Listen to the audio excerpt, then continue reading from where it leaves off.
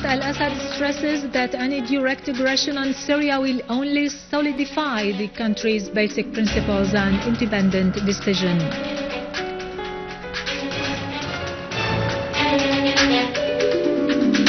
Russia stresses that the Western plans to intervene militarily in Syria represents a clear violation of the UN Charter and international law.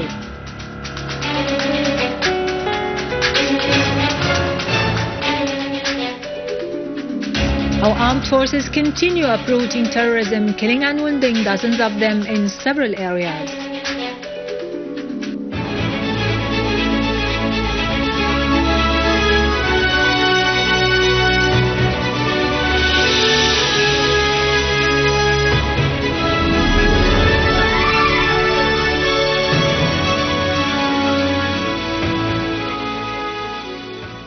Good afternoon, ladies and gentlemen, and welcome to our news for today.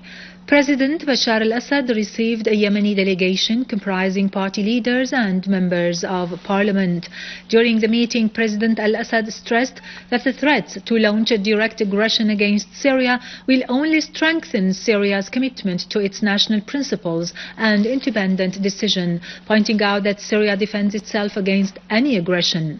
The president added that the Syrian people and army are determined to combat terrorism, supported by Israel and the Western countries in service of fracturing the country's unity.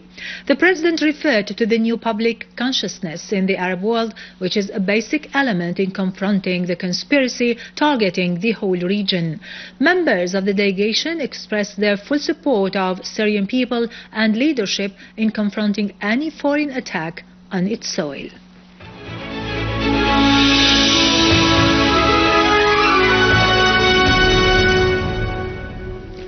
Russia stressed that the plans set up by some Western leaders to launch a military strike against Syria represent a clear violation of the UN basic principles and charter. The Russian Foreign Ministry said in a statement that Deputy Foreign Minister Gennady Gatilov, during his meeting with UN Secretary General Ban Ki-moon in Lahai, that he discussed with him the political and military situation in Syria. Gatilov pointed out that it is crucial to exhaust political and diplomatic means by allowing the UN experts to conduct their investigation and the potential use of chemical weapons and finalize their findings through submitting a report to the UN Security Council. For his part, Ban Ki-moon expressed support for allowing the UN experts to finish their jobs, stressing that there is no alternative for the political solution for the crisis. The Russian Security Council stressed that the Syrian government cannot be accused of using chemical weapons without submitting a hard evidence, warning that launching a military operation by the West against Syria will drive the whole region into chaos and strengthen Al-Qaeda network in the region. Meanwhile, a military source at the Russian General Military Command said that Russian military will work on renewing its military vessels in the Mediterranean. The source added that the current situation in the region makes it more urgent to introduce some reinforcements to the Russian Navy ships stationed there. The source added that within the few upcoming days, an anti-marine military ship will join the Northern Fleet, followed by Moskva missile carrier vessel in the Black Sea. Chinese Foreign Minister Wang Yi today warned against any military action against Syria. The Chinese news agency Xinhua quoted Wang as saying, "Any foreign military intervention will contradict the UN Charter, as it may spread chaos in the Middle East," adding that the political solution is always considered as the only realistic means for the crisis in Syria. He called upon all sides to show restraint and calm in dealing with the Syrian crisis, adding, "No one should meddle in Syria or preempt the investigation results on the alleged use of chemical weapons in Syria." The Chinese minister said that his country is watching the situation in Syria closely, pointing out that the Chinese side strongly rejects the use of chemical weapons in Syria and supports making a UN objective, independent and honest investigation. Iran renewed its warning against launching military aggression by the United States against Syria. Colonel Muhammad Ali Ja'fari, head of the Iranian Revolutionary Guard, said that the Zionists should know that a military aggression against Syria will lead to the extermination of Israel soon. Colonel Ja'fari added that the United States and some of its allies have been planning to deal a blow to the resistance axis by supporting the armed terrorist groups with different types of weapons, and they are trying now to launch military action against the Syrian people after the failure of their terrorists. He pointed out that the American army had already suffered defeat in Iraq and Afghanistan, and this time their failure will be even greater in Syria.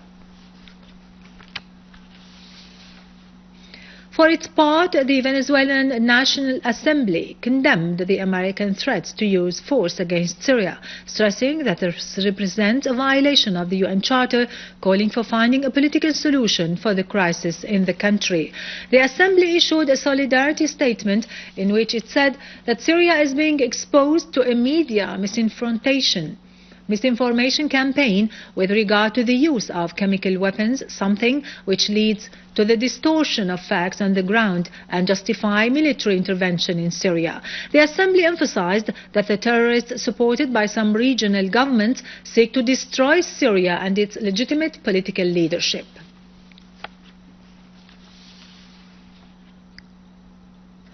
The US President Barack Obama had announced that he had not taken a decision yet on how to retaliate on the alleged use of chemical weapons in Syria, adding that any step taken will be a warning. Obama pointed that his administration holds the Syrian government for the chemical attack in Damascus countryside, adding that the potential attack will be limited and does not seek to topple balance between the Syrian army and the opposition. Obama stressed, however, that any direct military intervention in Syria will not help solving the situation on the ground.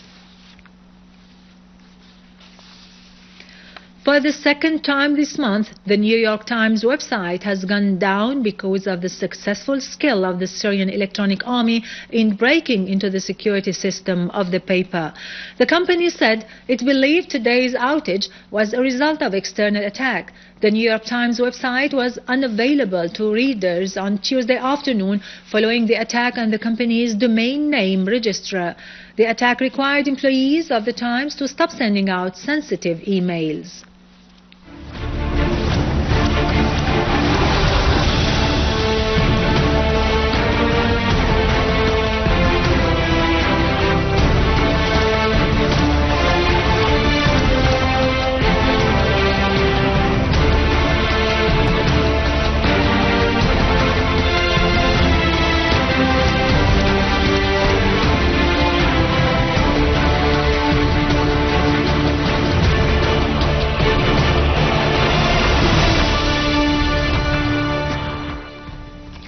Syrian Arab Army units destroyed terrorist dens in Al-Qabun area and other villages in Damascus countryside affiliated with so-called Al-Islam Brigade during a series of operations, killing and wounding dozens of them.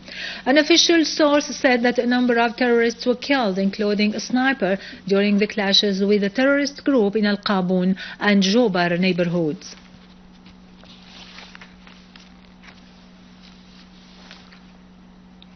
A military source said that units of the armed forces pursued the armed terrorist groups in Dar al-Balad, killing dozens, including Saudi terrorists Mahmoud al-Fahili and Jaber Sroor.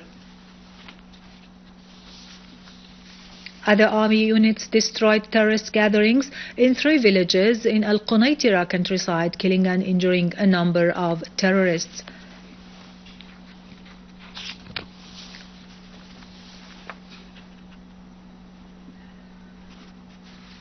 An official source said that the army units controlled the southern farms of the city of Palmyra in Homs countryside after eliminating the last gatherings of terrorists there. The source added that dozens of explosive devices planted in the farms by the terrorists were dismantled. Other units of the armed forces destroyed terrorist hideouts in Tal al-Umari, Al-Rastan and Ad-Dar al-Kabira in Homs countryside. Earlier, army units restored security and stability to the eastern and southern neighborhoods in the city.